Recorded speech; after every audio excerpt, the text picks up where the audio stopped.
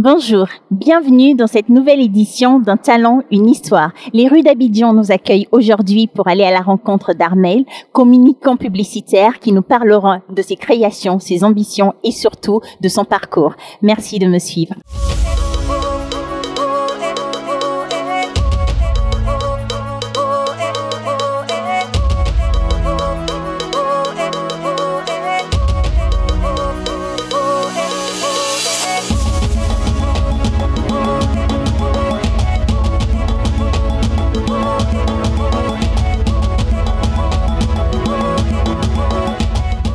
Bonjour Armel. Bonjour Anissa. Je suis ravie de t'accueillir aujourd'hui dans Un talent, une histoire. Moi aussi. Dis-moi, pour ceux qui ne te connaissent pas, est-ce que tu peux nous raconter un petit peu qui tu es? Alors, Armel Assou, à l'état civil, Méli Milo sur les réseaux sociaux, ivoirien. Et comme on dit chez nous ici, eux-mêmes ivoiriens de père et de mère. Et donc, je suis d'origine Akan, plus précisément Eoutilé. Mais je veux dire, comme le raconte l'histoire, nous avons été colonisés par le peuple Agni. Donc du coup, l'Agni est notre langue, je veux dire, maternelle. Et l'Eoutilé est notre langue d'origine, on va dire ça. Je suis père d'une magnifique petite fille, Erel Emmanuel, et marié à Ghislaine Assou. Je suis de formation ingénieur en communication. Et avec un background aussi de droit. J'ai 17 ans de carrière dans le milieu de la com et j'ai eu à faire plusieurs entreprises. J'ai commencé d'abord en agence de communication. J'ai commencé chez Vodou Communication, qui est une agence de renom ici en Côte d'Ivoire et en Afrique. Et j'ai fini chez Macan à Douala.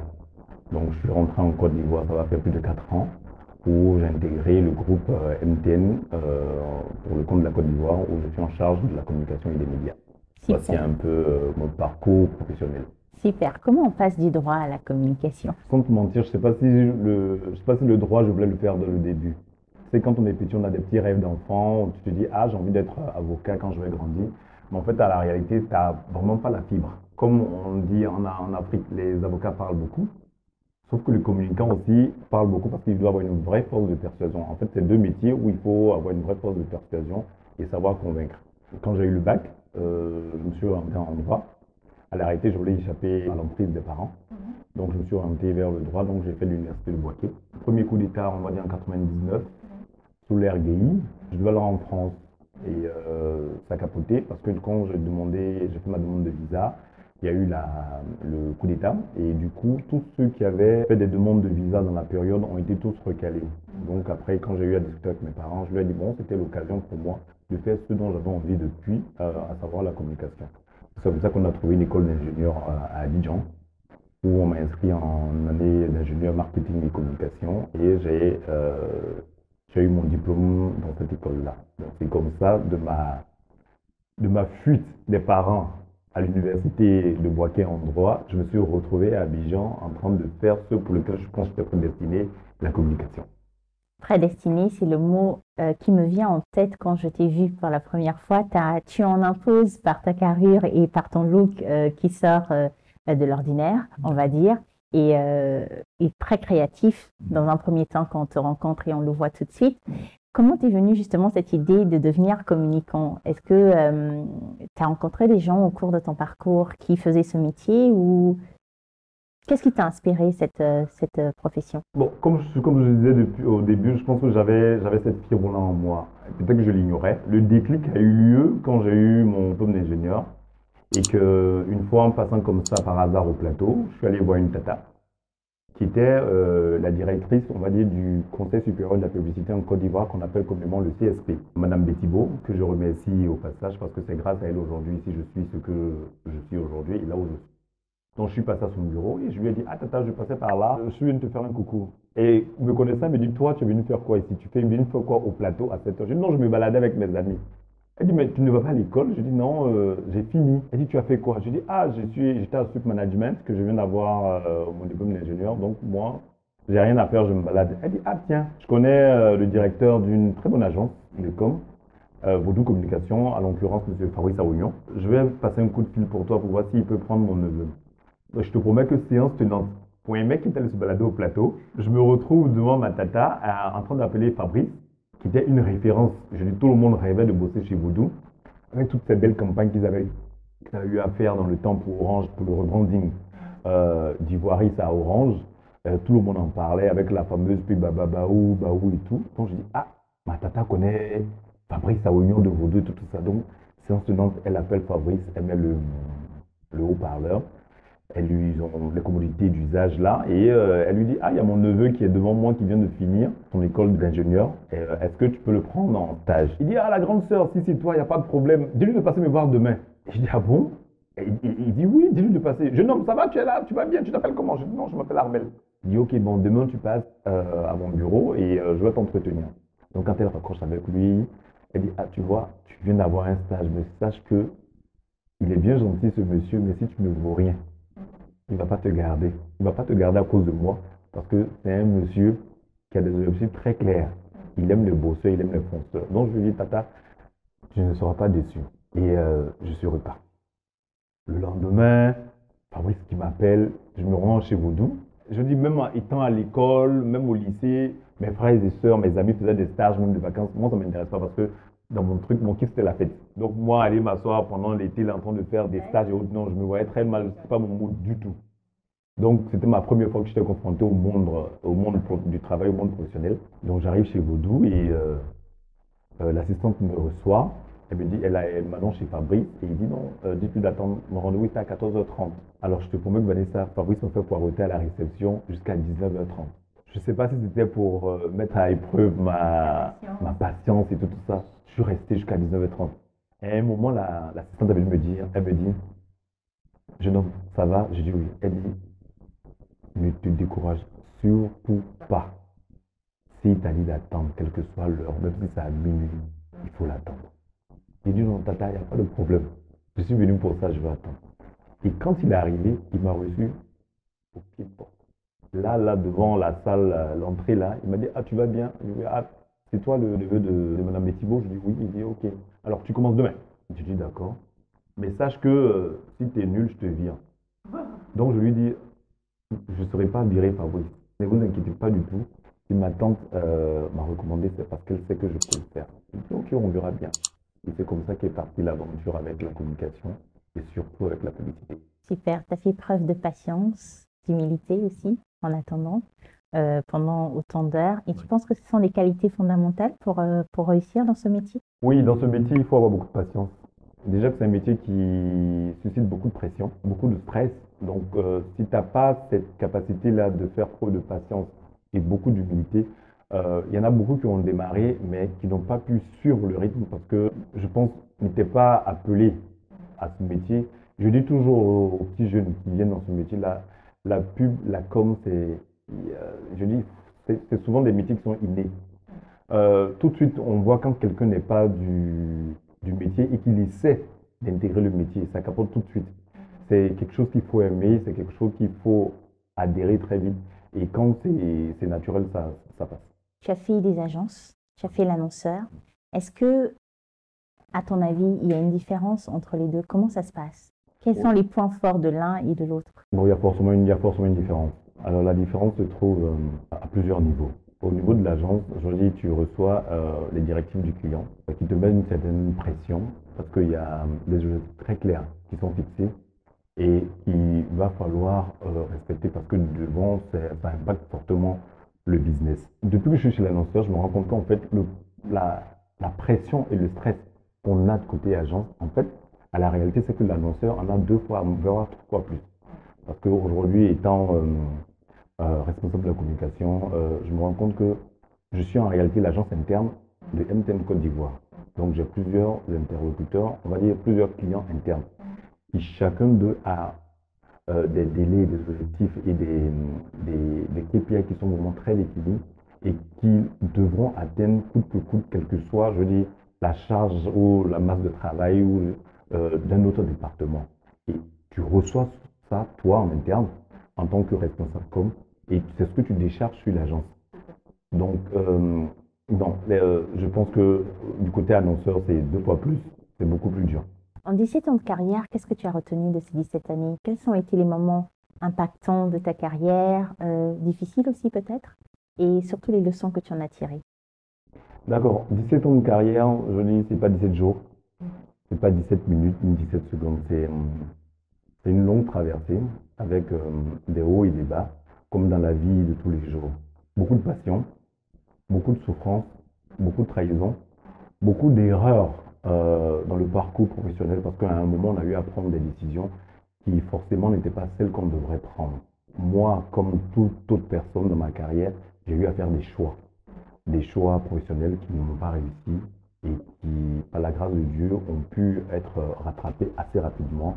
Et c'est ce qui a fait que j'ai pu rebondir aujourd'hui d'une entreprise à une autre. Mais, c'est pour te dire, c'est un long fleuve, mais c'est pas un long fleuve avec une coulée douce, mais c'est un long fleuve jonché de plusieurs obstacles. Et pour une personne comme moi, derrière toute cette apparence qu'on peut voir, qui a un fort attachement plutôt à la chose divine, avec une forte croyance en Dieu, j'ai pu me relever à chaque fois avec la prière, avec l'aide de mes parents, avec l'aide de mes frères et sœurs aussi, de mes amis et de la famille que Dieu m'a donnée, hors ma famille d'origine. Ouais. Quels ont été les moments justement impactants de cette carrière? Est-ce que tu retiens quelque chose au cours de ces 17 années qui t'a marqué plus que d'autres? J'ai 3 temps de ma carrière. Mon entrée chez Vaudou, ce petit jeune très extraverti, assez, on va dire, olé olé, qui commence dans le milieu de la pub.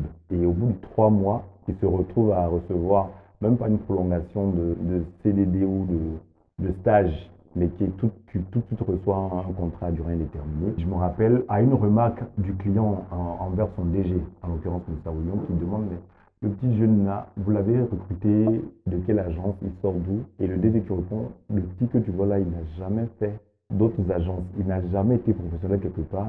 Sa première expérience, c'est chez Vaudou. Et la dame qui lui dit, c'est pas possible. Il a le truc en lui. C'est comme s'il le fait depuis des années. Il dit non, c'est maintenant qu'il apprend avec nous. C'est juste parce que c'est son truc. C'est cette perche-là que ce monsieur m'a tendu, cette formation qu'il m'a donnée, qui m'a permis d'aller de l'avant. Le deuxième temps fort de ma vie professionnelle, c'est mon arrivée à Douala, où je rencontre aussi une patronne amoureuse de la com et qui est un fort en thème dans le domaine, qui me donne aussi la chance. Mais je pense que quand j'arrivais chez Macan, même si j'étais, on va dire, brillant, en griffe, dans ce que je faisais, je n'avais pas encore cette maturité en tant qu'homme. Donc, ma maturité en tant qu'homme a été bâtie au Cameroun avec Macan, avec l'aide de Mme Marla, qui m'a jeté, au devant de la scène et qui m'a permis, de faire éclore justement cette autonomie et cette maturité que je pouvais avoir en moi. Et le troisième temps fort, c'est mon entrée chez MTN, où c'était un autre niveau, à savoir la vie d'un employé chez l'annonceur, et avec tout ce que ça peut comporter comme responsabilité et visibilité au niveau d'une grande organisation comme une multinationale comme MTN Connu. Publicitaire, créatif, communicant. Nous avons fait un premier tour de cette première partie de ta carrière professionnelle, ta vie. J'aimerais maintenant qu'on aborde tes passions. Je m'y attendais. Alors, les passions, j'en ai plusieurs. Mais il y en a 2 qui sont très fortes. Je suis un amoureux de la mode. On va dire fashion addict. Oui. La passion pour la cuisine. Parce que fin gourmet, bon cuisinier. Mais quand je dis bon cuisinier, c'est pas la cuisine de la ville, c'est la cuisine du village, la cuisine du terroir. Je te fais une sauce graine, je te fais un kéjinou, je te fais une bonne sauce aubergine, comme on dit chez nous. Tu vas t'arracher les doigts. J'ai hâte d'y goûter. Il n'y a pas de problème. Sache que je vais t'inviter un jour, on a tout le temps et tu découvriras. La mode, pour moi, ça a été toujours quelque chose d'inné parce que j'ai un père qui, on va dire, était un sapeur. Ma mère aussi était une femme toujours bien mise. Depuis petit, mon grand-père et ma grand-mère qui m'avaient élevé au départ aussi étaient des gens qui aimaient être vraiment très propres sur eux. Quand mes parents m'ont récupéré, quand on arrivait à Yamoussoukro, après il y a eu l'arrivée de mes frères et sœurs et tout, ma mère très vite a décelé en moi celui qui voulait forcément se démarquer des autres. C'est quand vous êtes jeune, vous êtes petit avec plusieurs enfants, la mère va acheter un pagne, on va vous découper le pagne, on va vous faire coudre ça en uniforme. Mais moi, je vais vous dire que non, moi, je ne porte pas ça. Donc, ça choquait ma mère tout le temps. Je dis non, si je veux porter, c'est quand les autres auront fini de porter leur tenue que moi, je vais mettre la mienne. Ou bien, donnez-moi de l'argent, moi, je vais payer ce que je veux. Donc, très vite, cette personnalité s'est beaucoup affirmée en moi. Et j'avais toujours l'amour du chic, du beau et du tout ce qui était raffiné. Je savais comment agencer les couleurs, comment arriver dans une fête ou bien dans une cérémonie, avoir cette petite touche-là qui me différenciait de toutes ces personnes qui étaient présentes. Et ça a été toujours mon truc à moi. Super. Et c'est de là que t'es venue justement ta maison de création. Depuis quand elle existe? On tend vers la troisième année. On va dire ça, ça pendait. Mhm. Mais je n'avais pas encore le cran de me lancer à cause de toute mon activité professionnelle. Le déclic est venu de mon épouse qui m'a dit, tout le monde te dit lance-toi. Moi-même, je suis ton épouse, je vois que c'est quelque chose que tu as. Tu voyages, tu fais du personal shopping en Europe pour tes amis, tu conseilles sur les canaux digitaux de tes amis quand ils ont des mariages ou bien dans des cérémonies. Porte ça, non, machin. Armel, ce que je portais, est-ce que c'est bien, machin. On ne te rémunère pas.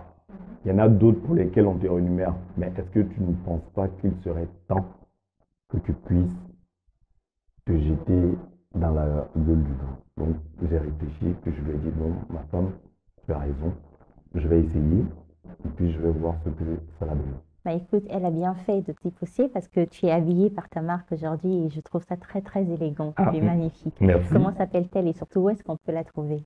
Alors, ma marque s'appelle Emian.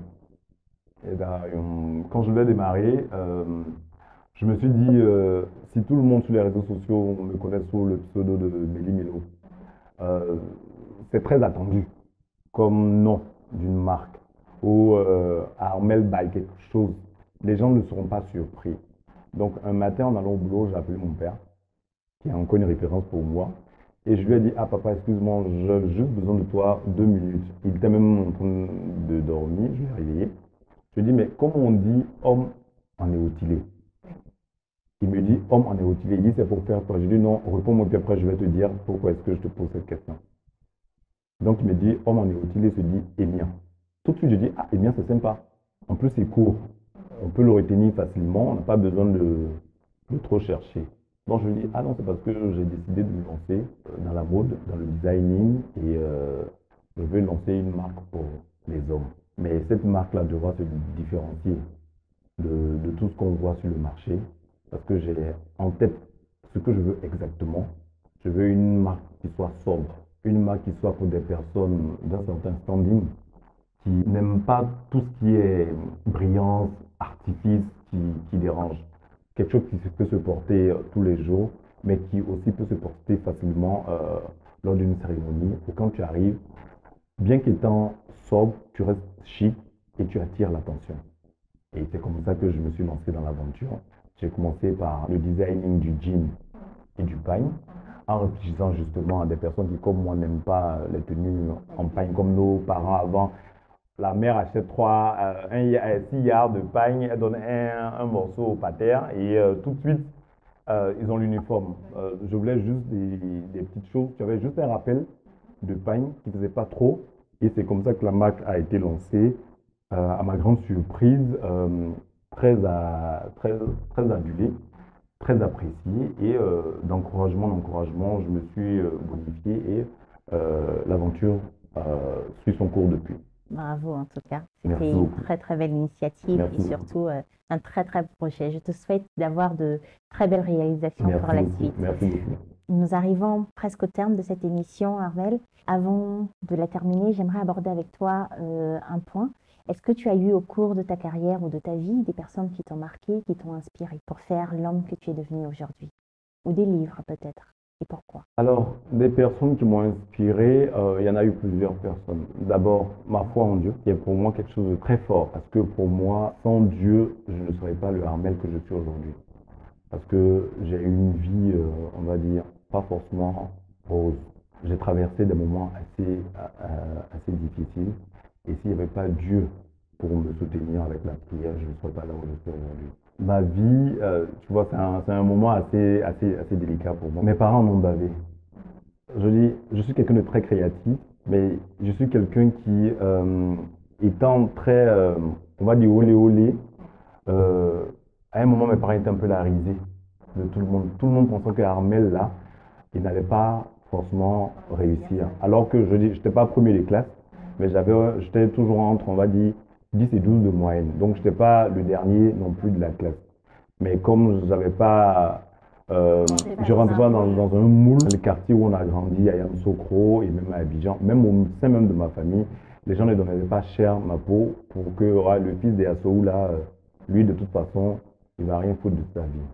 Aujourd'hui, comme je te dis, par la grâce de Dieu, je dis, j'ai pu sortir de ce schéma-là. Si c'était des malédictions, on va dire qu'ils avaient prononcées sur ma vie, elles ont été toutes déjouées. Ma mère a été un pilier fort de ma vie. Parce que c'est une femme de conviction, c'est une femme comment on dit, de feu, de prière. Et c'est une femme qui a fléchi genou pour moi. Derrière, tu as mon père qui est un homme on a à peu près le même caractère. Au début, c'était un peu dur entre lui et moi, vraiment très dur. Parce qu'on a le même tempérament. Cette façon vraie de dire les choses comme on pense, de passer autre chose. Donc, c'est quand c'est comme ça, vous n'arrivez pas à trouver le juste milieu. Il a fallu qu'un de nous passe profil bas. Et non, ce qui est tout à fait normal, ça a été moi le fils. Et j'ai compris que mon père m'aimait énormément. Et il a été présent dans ma vie, dans mes décisions. Jamais je ne change d'orientation professionnelle ou d'entreprise sans avoir, je dis, les conseils avisés de mon père. C'est quelque chose de pas possible. Maintenant, peut-être comme je suis marié et tout, sinon, pour te dire, tous mes contrats d'embauche, j'ai envoyé à mon père pour qu'il puisse lire, pour voir si je en train de me faire entuber quelque part. Après, il y a mon épouse, celle aujourd'hui qui partage ma vie, ça va faire 7 ans. La mère de ma fille, Irène Emmanuel, mon épouse qui m'a ramassé quand j'étais une bête de foire à la risée de tout le monde parce que je sortais d'un divorce où j'en avais bavé, où j'étais à la une des potins sur les réseaux sociaux, mais qui a cru en moi, qui m'a pris tel que j'étais et qui a fait de moi aujourd'hui l'homme que je suis aujourd'hui. Je profite de ton micro pour lui dire que je l'aime énormément et je lui dis merci pour l'amour qu'elle me donne au quotidien, pour la personne pas du tout facile que je suis, mais qui tout au fond d'elle sait que je l'aime fortement. Après, j'ai les amis de la vie que Dieu m'a donnés. J'ai ma sœur qui m'a pris par le bras et m'a fait homme, qui s'appelle Laurence, qui est à Paris aujourd'hui. Il y a mes frères et sœurs qui sont toujours un bouclier pour moi, quelle que soit la situation. Et tu as les amis, la famille que Dieu te donne dans ton parcours. J'en ai eu au Cameroun, Patrick, Jean-Yves, je ne citer que ceux-là. Mes collaborateurs au travail, qui sont pour moi une vraie force, une source de motivation chaque jour quand je me lève. Et ce sont ces personnes-là, des gens comme toi, qui dans le parcours de chaque jour te donnent l'envie d'aller de l'avant. Voici un peu ces personnes-là qui m'ont marqué au niveau professionnel, comme j'ai eu à les citer. Tu as Fabrice Saouignon de Vaudou, tu as Annie Barla, tu as Freddy Tchala, mon ancien DG, et tu as Djibril, aujourd'hui, Ibe Ouattara qui est avec nous aujourd'hui. Ce sont ces personnes-là qui te font confiance, te donnent ta chance et te disent, comme le disait Freddy une fois, Armel, on t'a recruté parce que tu n'es pas comme tout le monde. Ne sois pas ce que les autres veulent que tu sois, mais sois juste toi. Donc, si tu veux, viens même au bureau en culotte, on n'a pas de problème avec ça, mais délivre-nous de belles campagnes. Magnifique. Donc, si je récapitule ce que tu dis, c'est que dans la vie, en fait, on doit garder sa singularité, apprendre à être soi-même au détriment des regards des autres, avoir un pilier fort sur lequel s'appuyer dans ton cas, c'est la foi, et surtout de solides références pour pouvoir trouver sa force quand les choses vont mal. Oui. J'ai bien résumé. C'est ça, c'est exactement ça. Magnifique. Donc, nous arrivons au terme de cet échange, Armel. Je vais t'inviter à regarder la caméra en face de toi et à laisser un message pour les générations à venir. Alors, pour les générations à venir, ce que je peux leur dire, c'est de croire en elles, de croire en leurs rêves, de croire en leurs convictions et surtout de rester celles qu'elles sont et ne pas être ce que les autres voudraient qu'elles soient. C'est juste ce que je peux leur dire. Et c'est la clé de toute chose. Je veux dire, aujourd'hui, si tu as envie d'être pilote d'avion, dis-toi que tu peux être pilote d'avion, mais pas que l'autre pense que tu peux être pilote d'avion. Pour toi-même, tu sois convaincu que tu peux l'être et tu verras que tu pourras l'être. Voilà un peu ce que je pourrais dire. Quant à moi, je vous remercie d'avoir passé ce moment avec nous et je vous invite à me rejoindre lors de la prochaine édition dans Talents une histoire.